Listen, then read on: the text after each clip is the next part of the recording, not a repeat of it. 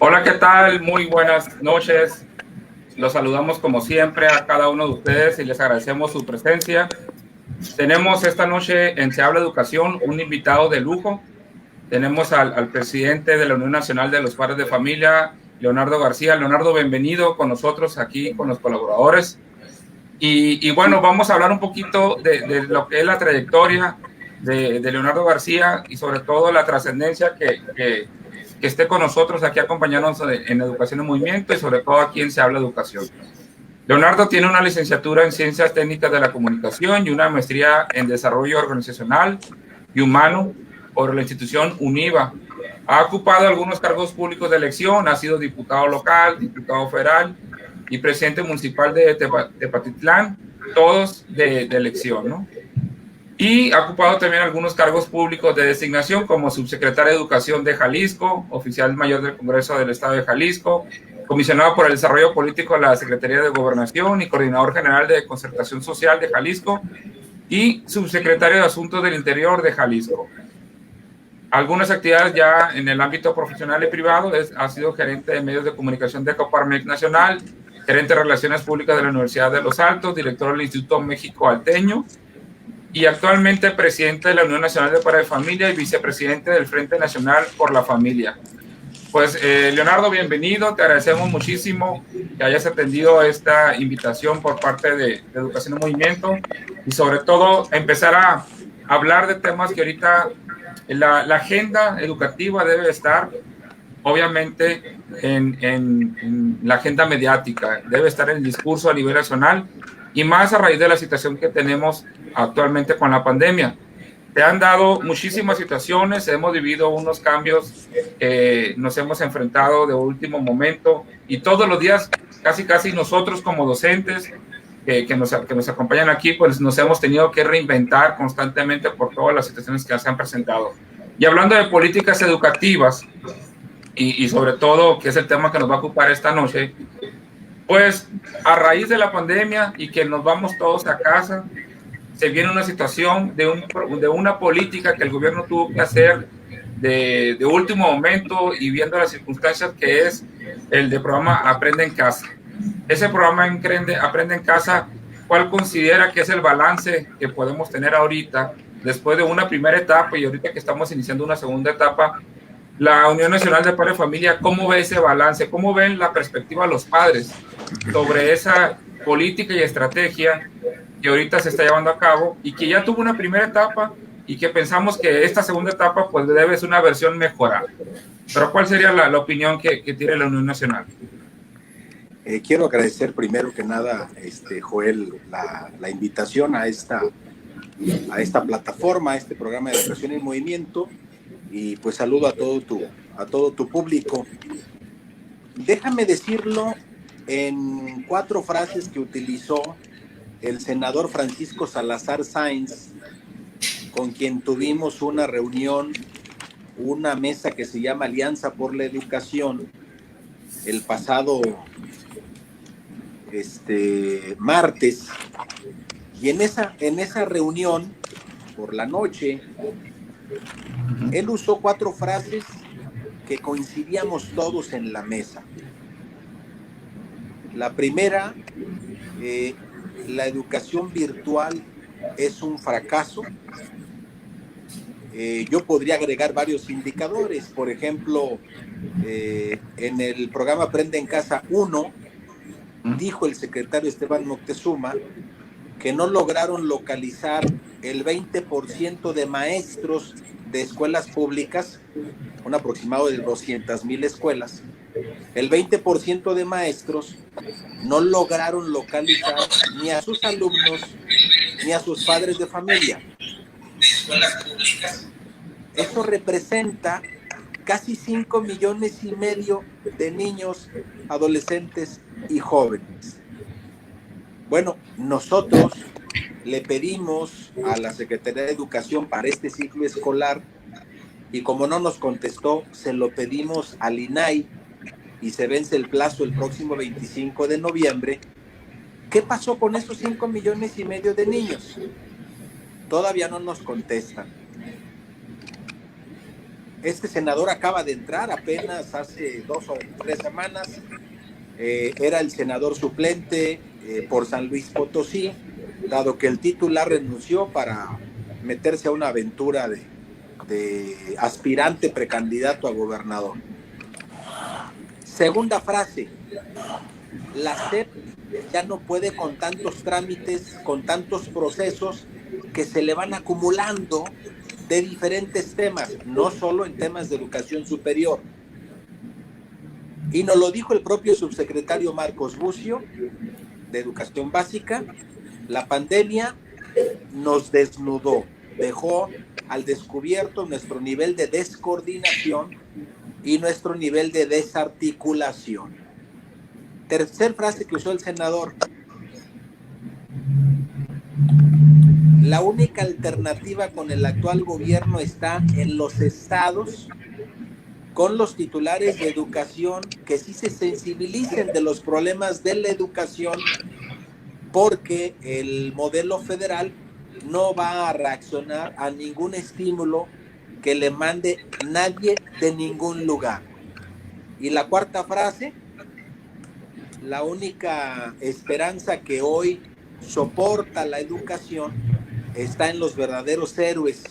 Si en el tema de salud los héroes son todo el personal de salud, desde los que hacen el aseo en los hospitales hasta las enfermeras y los doctores, en el tema educativo están siendo los padres de familia, Joel. Sin duda son elementos que hay que analizarlos con detenimiento, y sobre todo la frase esa que dice que se desnudó el sistema educativo, ¿no? No sé si alguno de nuestros colaboradores quisiera abundar un poquito más sobre esa situación, y retomar lo que sería el seguimiento que se le está dando a la estrategia de Aprende en Casa. Maestra Alicia Valle. Nada más como comentario, qué manera de iniciar la temática, maestro Leonardo, con esas frases lapidarias. Y para quienes estamos en el sistema educativo, son frases que pegan hondo porque lo conocemos en el campo de batalla. Sí, son frases lapidarias seleccionadas para esta temática que se va a desarrollar en este programa. Son frases que no deja vamos a decir, no están fuera de la razón de lo que muchos hemos opinado ante la estructura educativa y ante colegas y compañeros. Sin embargo, creo que un área de oportunidad que bien lo señalaba ahorita el maestro Leonardo en relación a números, un área de oportunidad que puede estar teniendo la Secretaría de Educación Pública es realmente el trabajar en la transparencia, ¿sí? Si estamos trabajando en la transparencia, no habría necesidad de tener fuentes alternas de información, porque ya tendríamos las fuentes oficiales, que en este caso son la Secretaría de Educación Pública.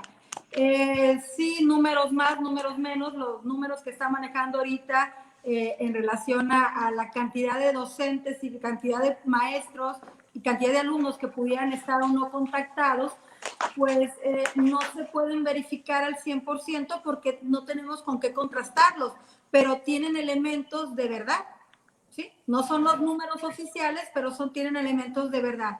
Sin embargo, sí hay que reconocer que se sigue aprendiendo en esta estrategia de Aprende en Casa 1 y 2. Y no me voy a ir al aprendizaje de contenidos o de aprendizajes esperados, sino en el apartado de cómo estar vinculando y trabajando estrategias. Creo que, como bien lo señala también, el elemento más fuerte con lo que ha trabajado, en este caso, la SEP y la SEP, son los maestros, y han sido el agente invitado que no preponderante. Ya lo habíamos comentado anteriormente cuando hablamos de desnudar un sistema, no es que se esté viendo algo nuevo, es algo que se está viendo con mayor, vamos a decir, más marcado, pero la estrategia al considerar a los padres de familia fue buena, pero invitar a participar a los maestros como se les invitó fue fallida. Ahí yo creo que concuerdo en el apartado de lo que estamos viendo con números. En lo demás, yo como parte de la estructura, yo estoy en la espera, y ya es una espera larga, para que la Secretaría esté dando una rendición de cuentas en transparencia de lo que fue el primera etapa que ya lo hizo y de lo que sería la primera parte de esta segunda etapa, porque ya estamos casi pues presentando un primer trimestre. Frases lapidarias que se pueden argumentar, pero que son difíciles para nosotros de contrarrestar. Muchísimas gracias, maestra Alicia Valle. Maestra Rosy Esquivel, ¿tendremos más frases lapidarias? ¿O son las únicas que pudiéramos abordar aquí? Creo que a mí me dolió, me llegó la frase más que nada al mencionar que los héroes, hacer el comparativo, ¿no?, del sector salud con el sector educativo, me dolió, me llegó porque decir los héroes son los doctores y las enfermeras, estamos de acuerdo, y decir los padres de familia son los héroes en el sector educativo, estoy de acuerdo a medias, incluso en ambos, ¿no? Porque sería como decir que la familia de los pacientes COVID son los héroes y no el doctor y las enfermeras, porque los mandaban a casa, ¿no?, con el tratamiento, y finalmente las familias los cuidaban, ¿no? Solo a los más graves, pues, eran atendidos en el hospital. En este caso, creo yo que como en todos los sectores políticos, hay buenos políticos, regulares políticos y malos políticos. Y hay buenos doctores, regulares doctores y malos doctores. Entonces, de igual manera, en el sector educativo no puede ser la excepción. Habemos de todo. Entonces, estoy de igual manera, como lo comenta la maestra Alicia, involucrada en el sistema educativo público y he trabajado también en el sector privado. Sí, y puedo decir que afortunadamente la gran mayoría de los profesores de las maestras que están al frente, al menos en el nivel preescolar, sí, en el cual me desempeño como jefa de sector, puedo decir que la gran mayoría, casi pegándole al 100%, están comprometidas con la educación de los niños y han realizado una tarea tan noble, tan entusiasta, tan comprometidas, tan profesionales con los padres de familia que sin duda, al igual que las maestras, son los héroes en esta pandemia. Entonces, si estamos hablando del sector de padres de familia, si estamos asumiendo liderazgos desde la educación, desde el sistema educativo público o privado, del que sea, y al igual asumir un liderazgo desde la perspectiva de la participación social que le da el capítulo 2 y 3 dentro de la Ley General de Educación a la sociedad, a los padres de familia específicamente a través de las asociaciones de padres de familia y consejos escolares de participación social, incluso a nivel municipal, estatal y nacional, que aunque en la mayoría son letra muerta, estamos de acuerdo, ¿sí? Sin embargo, está también de cómo la sociedad va empujando para que todo esto funcione y cómo la escuela y cómo el sistema educativo va coordinando ese liderazgo y abriendo las puertas para la participación. Entonces, estos consejos, esas asociaciones tienen derecho a conocer los resultados educativos, el resultado de las evaluaciones para asumir, sí, compromisos juntos. Pero creo yo que el compromiso se asume en conjunto, con corresponsabilidad, porque no podemos responsabilizar a los padres de familia al 100% por los resultados educativos, como tampoco podemos responsabilizar a la escuela por el 100% de los resultados educativos. Creo yo que tenemos que colocar sobre la mesa el tema educación y asumir el compromiso que a cada uno nos corresponde, como docentes, como autoridades escolares, educativas, llámese locales, llámese nacionales, tenemos que abrirnos a esa participación. Toda crítica tiene que aceptarse, reconocerse, analizarse para tomar decisiones respecto a las diversas miradas que integramos la sociedad en México. O sea, no podemos excluir o asumir que la tarea nada más es por una parte de la escuela o por una parte de los padres de familia. Tenemos que sentarnos a dialogar y asumir el compromiso que a cada quien nos corresponde. Gracias. Gracias, maestra. Maestra Wenceslao, tenemos una responsabilidad compartida. Bueno, buenas noches. Pues agradecer la oportunidad de estar aquí, Joel, saludar a la maestra Alicia, a nuestra Rosa María, y qué honor platicar con ustedes, maestro Leonardo García. Me queda esta idea, ¿no? Una asociación de cualquier tipo, ¿no? En este tipo de asociación civil, debe realizar ciertas acciones, ¿no? Debe tener ciertas misiones y visiones de cuál es el futuro de esta asociación. Los padres de familia son, me imagino yo también que los que participan en la asociación, pues son padres de familia activos que tanto atienden actividades de la asociación y especialmente pues atienden a sus hijos. Pero hay un cierto porcentaje de padres de familia que parece ser como que no se han dado cuenta que las escuelas están cerradas. Los padres de familia, bueno, eso es correcto cuando inició allá en Semana Santa esto del confinamiento, ¿no? Pero ya en esta fecha, ahora en finales de noviembre, parece ser que hay padres de familia que no se han dado cuenta de que la escuela está cerrada. Quizá sigan enviando a sus hijos con uniforme y mochila todavía a la escuela. Pero hay niños que no hemos podido, como profesores, que no hemos podido contactar. Y de aquí para allá, pues se ha hecho el esfuerzo. Pero de allá para acá no se ve que hay un esfuerzo. Se ve que son familias, o al menos así lo interpreto yo, que no priorizan, que no es una prioridad la educación. Independientemente del Zoom y del Internet y de las computadoras, hay padres de familia que no han buscado contacto con la escuela. ¿Qué acciones ha hecho la Asociación de Padres de Familia para apoyar al sistema educativo con estos que también son padres, aunque no estén en la asociación, pues son padres de familia? ¿Qué acciones han realizado ustedes? A ver, tres detalles. La ventaja es que no soy servidor público. Por lo tanto, no tengo que caerle bien al gobierno. Primero. Segundo, la Asociación Nacional de Padres de Familia nació en la época de los 70s, en el gobierno de Eliseo Echeverría, al ver que la Unión Nacional de Padre y Familia que yo represento no se subordinaba a los criterios del gobierno en turno.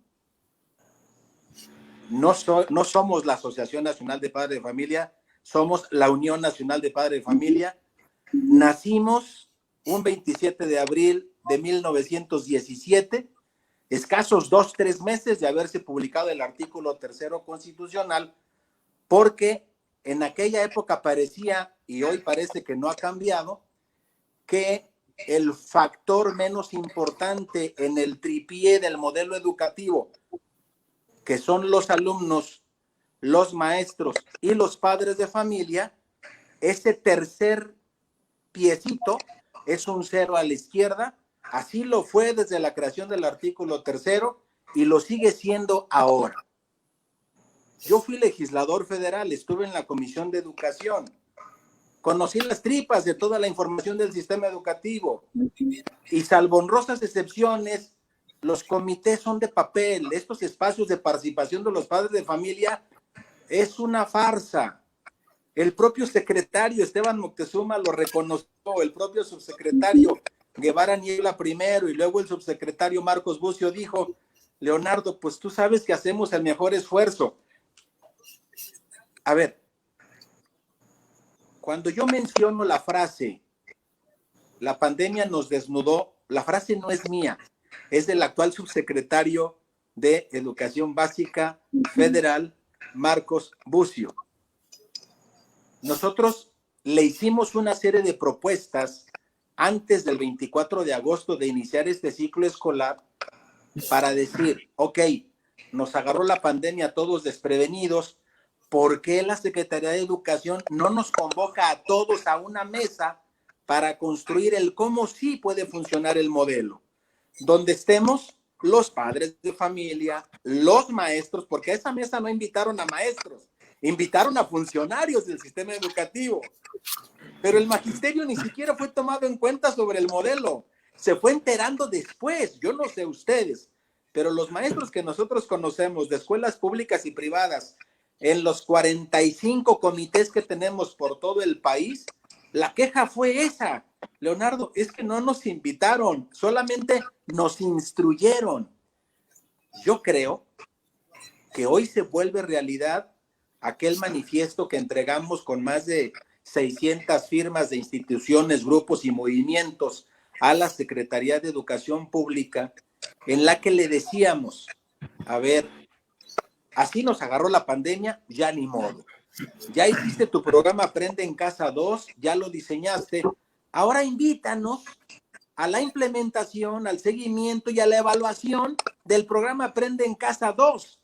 En lugar de eso, responde el secretario Esteban Moctezuma, no hace más de 2-3 semanas, los maestros podrán dejar pendiente la calificación porque hay muchos alumnos con los que se ha tenido comunicación intermitente y con otros prácticamente nula. No es culpa de los maestros, es culpa del modelo. Nosotros estamos siendo solidarios con ustedes, ustedes con nosotros en calidad de maestros y papás. El que no está siendo solidario es el gobierno.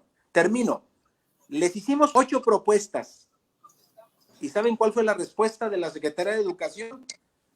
Una reunión por Zoom con 3 personas del Consejo Nacional de Participación Social en la Educación, consejo al que nunca nos han invitado a ser parte, a pesar de representar casi 200,000 padres de familia y más de 400 escuelas en todo el país, porque son figuras de papel. Para poder empezar a construir la educación que necesita este país, una vez terminada la pandemia, necesitamos partir de la realidad. Y la realidad no se conoce atrás de un escritorio, la realidad no se conoce con compromisos y pactos con grupos políticos. La realidad se conoce escuchando a los maestros, escuchando a los padres de familia y invitando a la mesa medios de comunicación, empresarios, liderazgos, etcétera, para decir cómo le vamos a hacer para que este ciclo escolar no sea un 0 a la izquierda y que esos 4.8 millones de niños que dice el INEGI no van a la escuela desde el 2015, no se sumen estos 5,5 millones que nunca supimos nada de ellos en el programa Aprende en Casa del periodo pasado, porque entonces estamos hablando de una deserción escolar de facto de aproximadamente 10 millones de niños. Y eso es un atentado al derecho de los niños a aprender. Sí, sí me gustaría ahí nada más señalar, por lo que mencionaba ahorita, de que los maestros y los padres de familia somos aliados. Voy a retomar lo que señalabas, Wences. No lo veo. Lo queremos, lo buscamos, pero no lo veo. Así como hay maestros y padres de familia sumamente comprometidos con la educación de sus hijos y hay un buen número de estudiantes, alumnos de los diferentes niveles educativos que realmente han asumido en este desafortunado ejercicio que estamos llevando, porque sí hay que decirlo, tiene muchas áreas de oportunidad, pero en este desafortunado ejercicio que estamos llevando de, no vamos a decir garantizar, de llevar a cabo el proceso educativo, se reconocen esos esfuerzos, algunos individuales, algunos colectivos, pero no se está dando como no se ha dado en el pasado. Ahorita mencionaba la fecha en que inicia la unión de padres de familia, estamos hablando de prácticamente un siglo, pero no se está dando una amalgama, una reunión de maestros, docentes y padres de familia. Esta simulación que menciona desde la Secretaría, que es de reconocerse porque lo identifican perfectamente, cuanto a los comités, pues no es de una sola lado. Estamos hablando de que el padre de familia se compromete hasta donde le es posible, pero también, y lo hace muy bien porque es prácticamente cultural, también simula. Y simula en un grado sumo a tal punto que la figura de lo que pudiera ser un docente, y aquí no quiero contraponer navajas, pero la figura de lo que pudiera ser un docente queda desdibujada. ¿Por qué? Porque desde la familia, el padre de familia está señalando que no es necesario. Eso no es en un 100% de la población, pero es un número que se ha venido incrementando, da datos, se ha venido incrementando esa situación de padres de familia. La asociación que usted preside y que está muy bien informada en relación de lo que ya está también en datos públicos, representa, y es una pregunta, representa a un sector específico de los padres de familia a nivel nacional. Quiero decir, estamos hablando de clase media, clase alta, la clase baja está representada en esas 40 y tantas subasociaciones que se tienen pertenecientes a la nacional, porque una pregunta base es cómo podemos comunicarnos y poder trabajar, porque sí estoy de acuerdo con usted en el apartado que la Secretaría genera dentro de la estructura muchos espacios vacíos de entretenimiento y burocracia.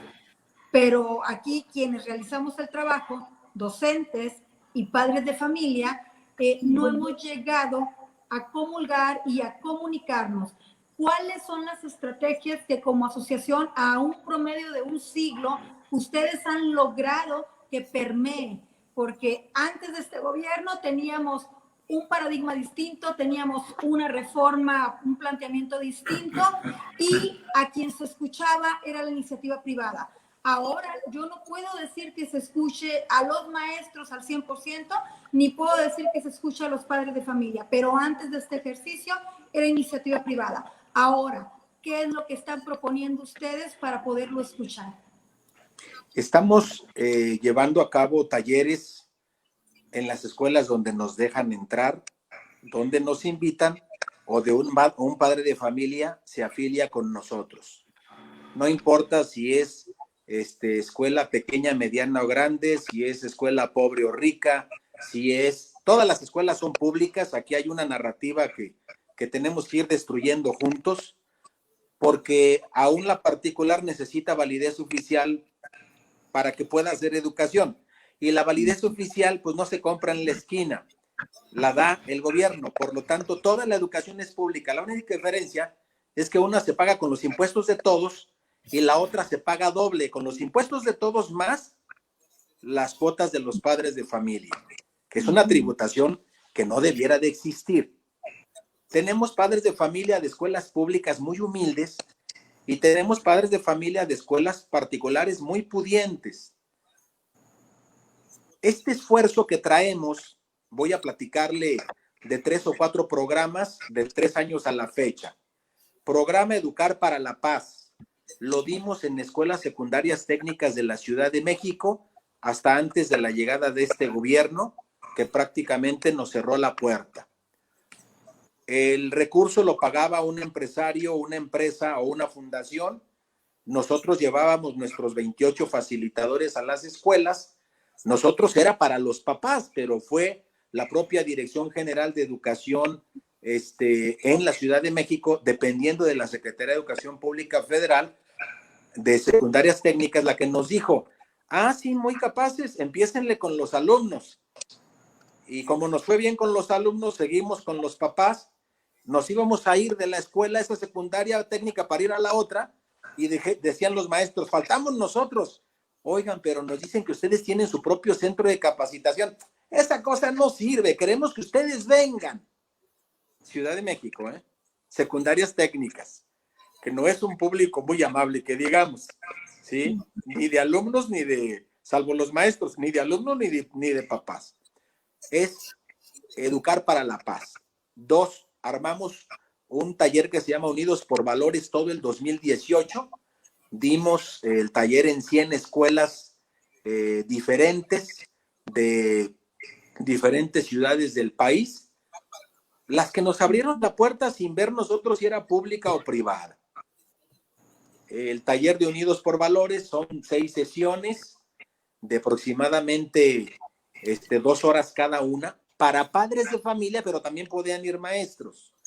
Y los testimonios que nos dejaron esos papás, tanto de escuelas públicas como privadas, fue: estoy aprendiendo, 1, que lo que tengo no son tuercas, son seres humanos, y por lo tanto lo que hago es trascendente. 2, que no soy sabelotodo y necesito capacitarme, tengo que formarme para ser buen papá y participar mejor en el proceso educativo de mis hijos. Y 3, solo no puedo, organizado puedo hacer mucho más. Y la experiencia de esos egresados con los maestros es: oye, no pueden venir más seguido porque estos papás son otros, participan, opinan, no me grillan, no me meten zancadilla, no me boicotean, me ven como un aliado. Y finalmente el último programa al cual nos hemos involucrado mucho tiene que ver con el derecho de los padres a educar a sus hijos para evitar cualquier tipo de contenidos ideológicos. Y voy a poner un ejemplo muy sencillito. Nos acaba de llegar en el transcurso de la mañana, vía Twitter y redes sociales, a través de la red de Maestros por el Derecho a la Educación, que coordina Alma Maldonado, una experta en el tema educativo, sobre todo del ámbito público, y se confirmó que en el libro de 5º año hay una página que dice que por culpa de una marcha fifí, el padre de familia perdió el autobús, llegó tarde, no pudo llegar a la consulta. Oye, ¿y esa marcha fifí, existe la expresión fifí o debiera existir en los libros de texto? La expresión fifí, ¿no es ese un adoctrinamiento marcado por este gobierno contra un modelo o contra todo aquel que no opine como eso? Discúlpenme, eso se llama adoctrinamiento. Y no tiene el derecho ningún gobierno, a menos que se declare autoritario, dictatorial, como el nazifascista hitleriano, o el estalinista asesino ruso, o el castrista o el chavista. Nadie debiera abrogarse la facultad de meterle esas ideas a los menores de edad, que tienen más que ver con corrientes ideológicas políticas que con sentimientos de la realidad. ¿A cuál marcha se referían? Pues segura a una que hizo un grupo que no comparte el actual gobierno y que se dedica a ponerle etiquetas. Bueno, este tipo de programas, Educar para la Paz, Taller Unidos por Valores y Papá defiende tu derecho a educar a tus hijos conforme a tus principios, valores y convicciones, sin ideologías de por medio, nos han permitido llegar a aproximadamente 125,000 padres de familia en diferentes momentos durante estos 3 años, a veces en línea, a veces de manera presencial, a veces a través de una campaña de información. Agrego un último dato. ¿Qué hacemos para que un papá se comprometa con la formación de sus hijos y le ayude a la escuela? Porque la escuela es un espacio extraordinario para cambiar la forma de ser y de pensar de las personas para bien. Pues la conclusión nos la dan los mismos maestros y los mismos padres de familia al término de los talleres. Antes de sus talleres, para mí, mugre escuela, esta maestra latosa, este maestro no puede ser, criticones a más no poder. Después del taller, ¿en qué puedo ayudar? Oigan, ¿por qué no nos organizamos? Claro, también hay que decirlo, hay directores que no les interesa la participación de los padres de familia, tanto en la escuela pública como en la privada. De hecho, muchos se han acercado, oye, Leonardo, no la hagas, y de por sí, así no los aguanto, y luego formados y capacitados menos. Bueno, ustedes me van a comprender. Yo llevo dando clases desde que tengo 15 años de edad en escuelas públicas y particulares, y desde preescolar hasta universidad. Tener a un buen maestro cuyos alumnos están amarrados de manos, amarrados de pies y con un tapabocas cualquiera. Pero tener una buena maestra, un buen maestro donde los alumnos son metiches, peleoneros, gritones, súper inquietos, no se ponen en paz y aún así están atentos aprendiendo, pocos. Bueno, yo creo que no debemos permitir que el gobierno provoque el divorcio, maestros, padres de familia, porque a ambos nos mueve un solo interés, el derecho de los niños a aprender, y por ese derecho nos damos la vida, nos morimos en la raya por ese derecho de los pequeños, sin importar si es una escuela humilde de la Sierra Tarahumara o de la Sierra Xontal o de la Sierra Purépecha o de la Sierra Chiapaneca, o si es el alumno de un colegio de los legionarios o del Opus Dei o de cualquier otra congregación religiosa o sin credo religioso, cuyos estándares y cotas rebasan a veces los 15 o hasta los 20,000 pesos de colegiatura. Es el derecho de los niños lo que nos debe, me gusta su plataforma, lo que nos debe poner en una educación en movimiento, no los derechos de otra cosa, porque cuando enfocamos los derechos a otra cosa, el derecho de los niños queda ahí para cuando haya chance y nos pueden seguir pasando lo que hoy le está pasando con el modelo Aprende en Casa, que seguramente tiene buenas intenciones, pero los resultados, pues vamos a tardar yo creo que 1 o 2 años en ver qué tan positivo fue, a cuántos sí les ayudó y a cuántos pues los dejó en un escenario de desigualdad peor que la que había antes de que empezara la pandemia, ¿no? Yo creo que, bueno, no sé si me dé la participación. Adelante, maestra. Creo que estamos de acuerdo en ello, ¿no? Que todos somos corresponsables de los resultados y de los procesos que se llevan a cabo dentro de lo que es el sistema educativo en nuestro país. Estamos de acuerdo, ¿no? Y creo yo que tiene que ser incluyente, no provocar la división. También estoy de acuerdo con lo que dice el maestro Leonardo, o sea, tiene que ser inclusivo, tiene que dar cabida a la crítica, a la participación, porque es así como se crece. De otra manera, o sea, no estamos aquí como para, o sea, lo que nos tiene aquí es la educación de los niños y eso es lo que no debemos de perder de vista.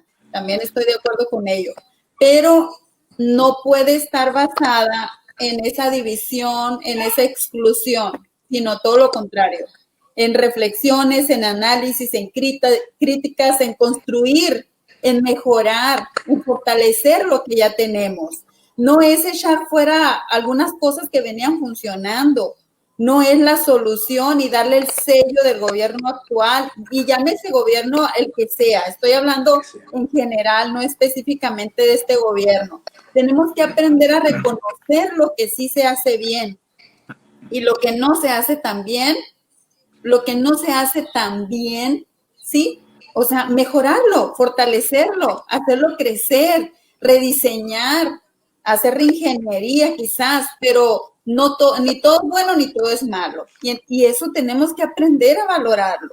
Tenemos que aprender a valorarlo. Ahora, yo le pregunto, maestro, acerca del programa La Escuela es Nuestra del gobierno actual, ¿sí? Donde los recursos del programa, del programa Escuelas de Tiempo Completo, que suman 10.543 millones de pesos, ¿sí? Y este programa venía atendiendo a 3.5 millones de niños, ¿sí?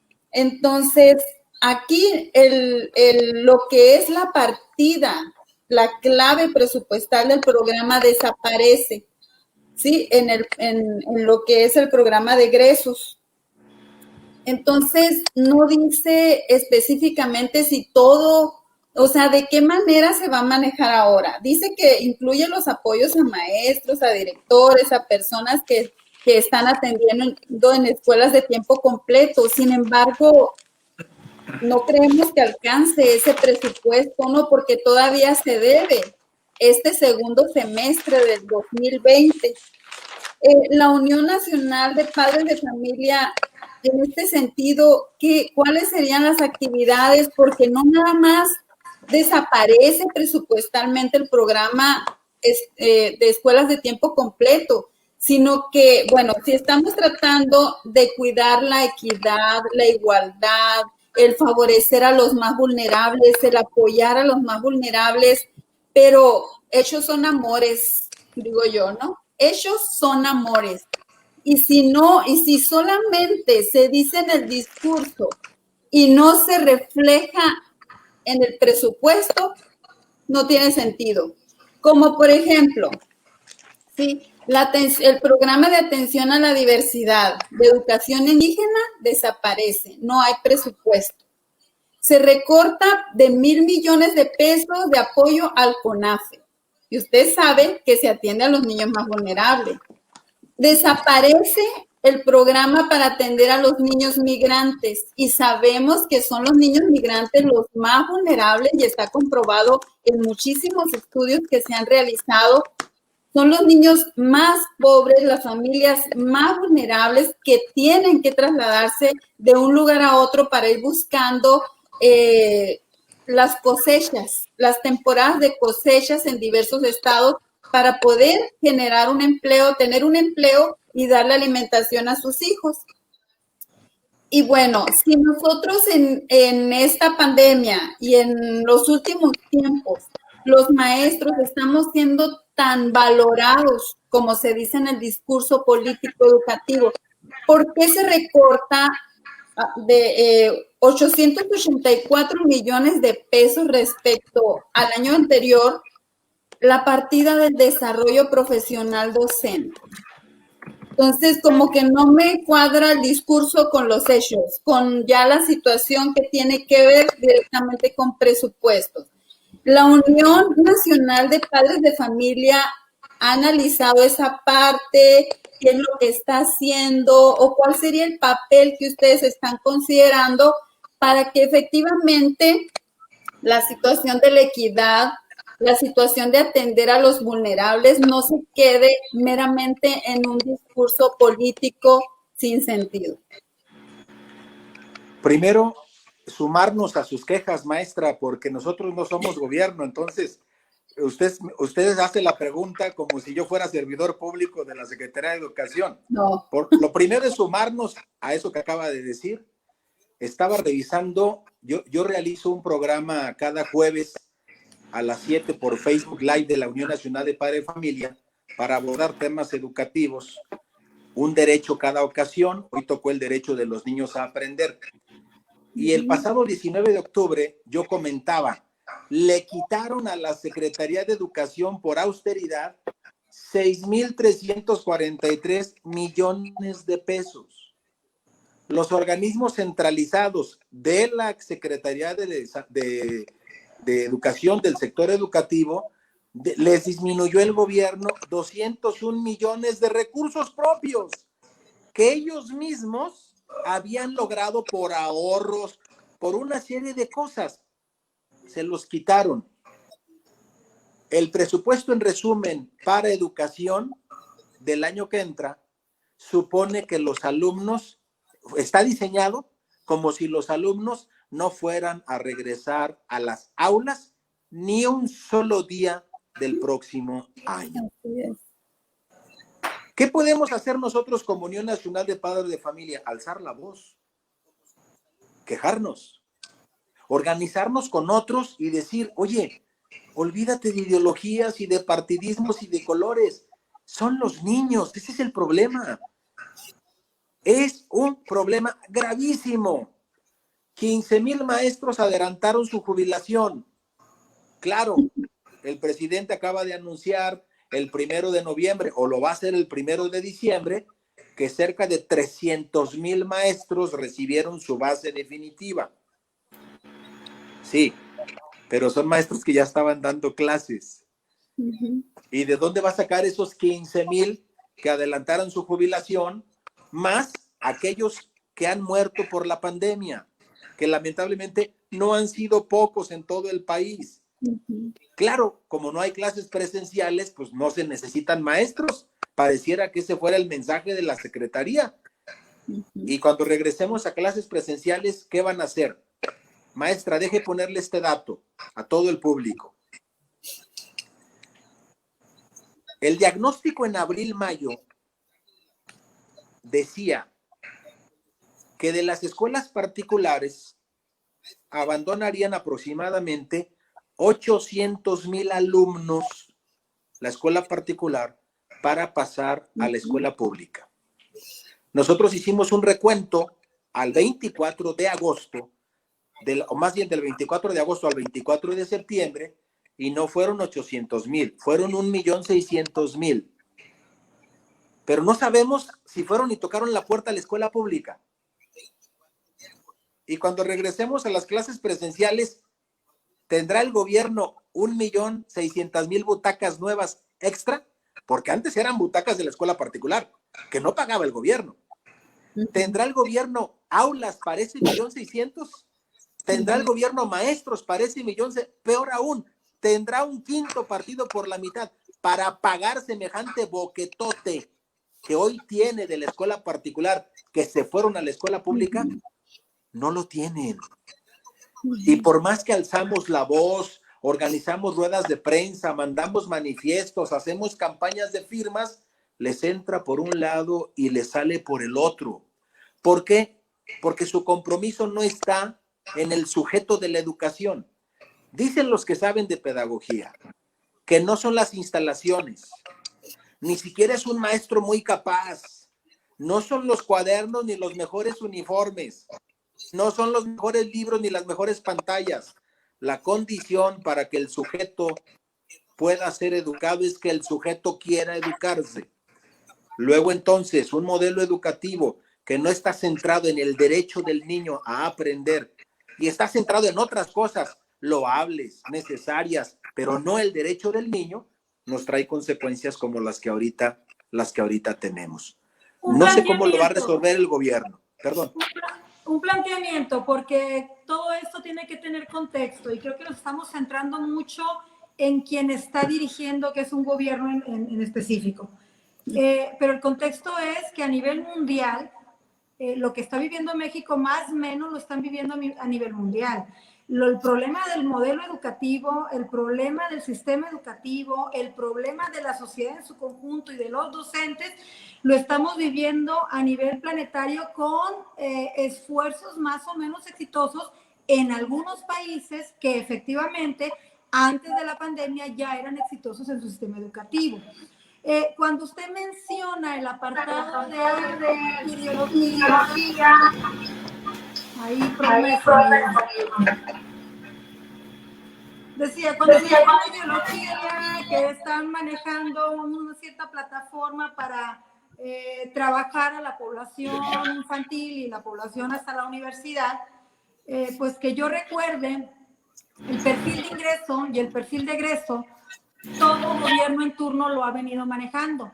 Y cada gobierno en turno está dentro de sus atribuciones trabajar perfiles de ingreso y de egreso, por eso generan sus programas educativos y sus modelos, en donde el docente lo que hace es implementar lo que a nivel gubernamental, a través de una secretaría, se viene desarrollando, con mayor o con menor participación de las diferentes figuras, porque volvemos a lo mismo, gobiernos van, gobiernos vienen, y la figura docente y la figura del padre tiene mayor o menor preponderancia dependiendo de los intereses de quien está dirigiendo.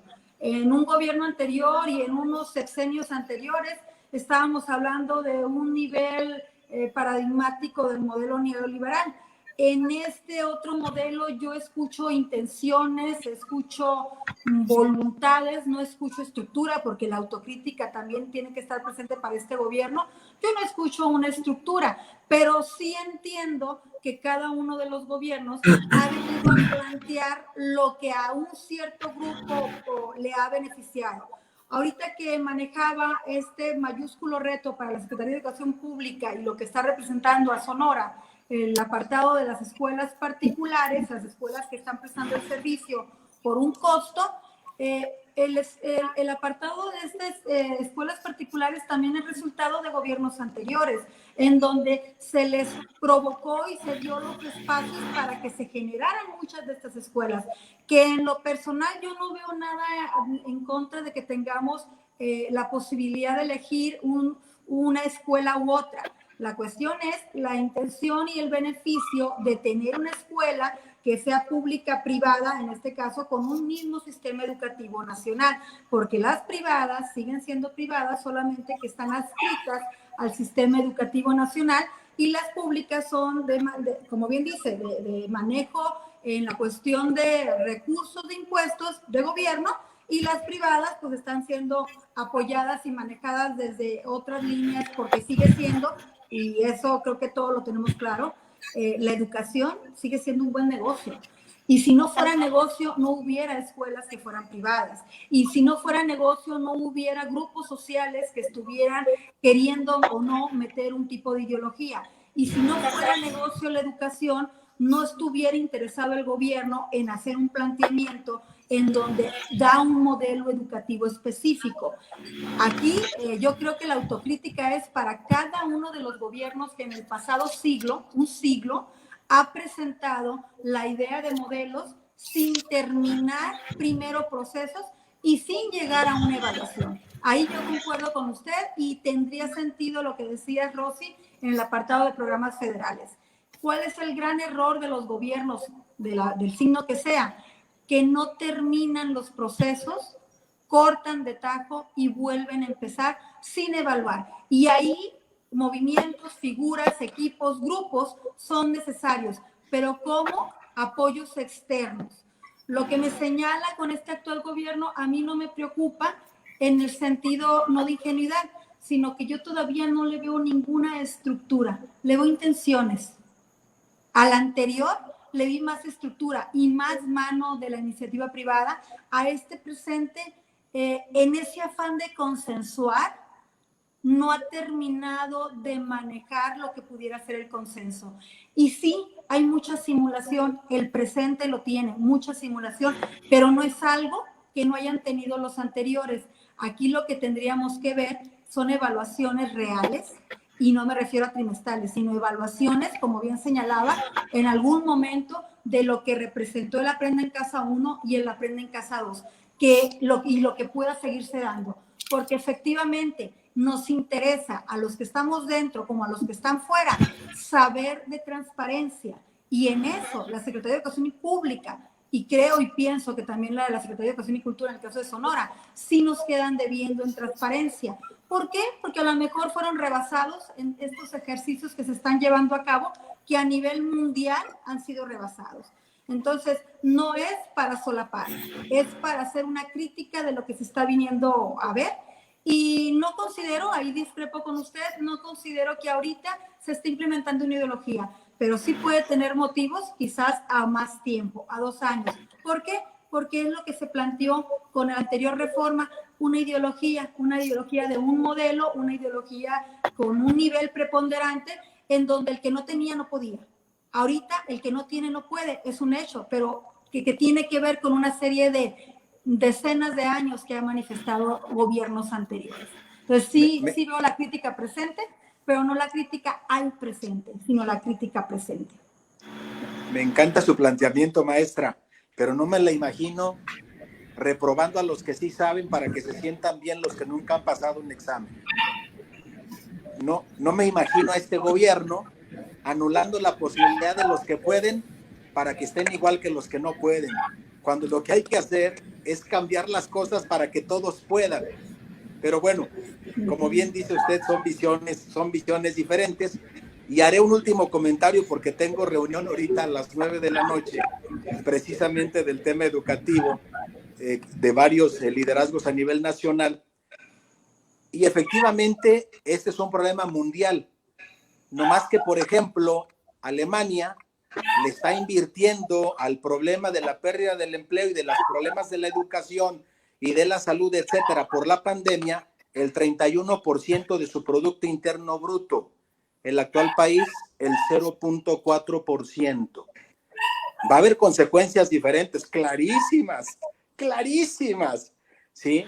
Seguramente va a ser interesante otro ejercicio donde, si gustan, me pueden invitar y platicamos el corte de caja de a quién le fue bien con la pandemia en el tema educativo, quién la resolvió mejor, qué hizo para saber qué podemos aprender nosotros, porque lo que está en juego, otra vez, es tener una generación completa con un año por lo menos perdido o más o menos medio aprendido, y que tanto papás como maestros de escuelas públicas y particulares nos desesperamos, nos preocupamos porque quisiéramos ver en el gobierno municipal, en el gobierno estatal, en el gobierno federal, de cualquier color, una actitud diferente, una disposición diferente, una dinámica diferente, una sinergia diferente para juntos resolver este problema que ya nos dejó o nos está dejando la pandemia, pero que si la pandemia sigue todavía alargándose, el problema se va a multiplicar todavía mucho más. Maestro Leonardo, le agradezco el tiempo que nos ha brindado. Yo sé que estamos por corta agenda. Yo creo y considero pertinente que hagamos una segunda reunión, tal vez empezando el año, considerando que ya tendríamos para ese entonces, habiendo superado una primera etapa de lo que es, sobre todo las evaluaciones, con ese nuevo decreto que salió ahora, los criterios publicados ahora, a quién sí, quién se quedó sin información para evaluar, quién no. Si fue justo, acorde a ese decreto, si fue pertinente sobre todo, y bueno, abordaríamos sobre todo si estamos transitando hacia una educación privada, y estaríamos hablando de tal vez de un regreso del bono educativo famoso que en su momento fue planteado en otros tiempos, porque estamos viendo que efectivamente se está desmantelando el sistema educativo. Yo no encontraría otra palabra, se está desmantelando y estamos cayendo en una crisis. Y esto vino a hacerse más visible porque hay mucho dinero que ahorita no se está ejerciendo en el tema de servicios, en el tema de mantenimiento de escuelas, y hay que ver hacia dónde va y qué uso se le está dando. A eso me refiero con desmantelar. Nuestro lado, palabras finales para despedir a nuestro invitado. Pues agradecer de nuevo la oportunidad de platicar con usted, maestro.